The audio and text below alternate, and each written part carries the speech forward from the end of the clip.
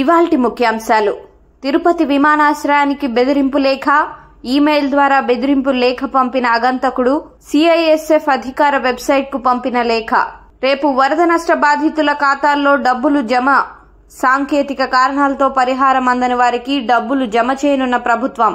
98% లబ్ధిదారుల ఖాతాల్లో ఇప్పటికే 18 కోట్ల రూపాయలు జమ చేసిన ఏపీ ప్రభుత్వం.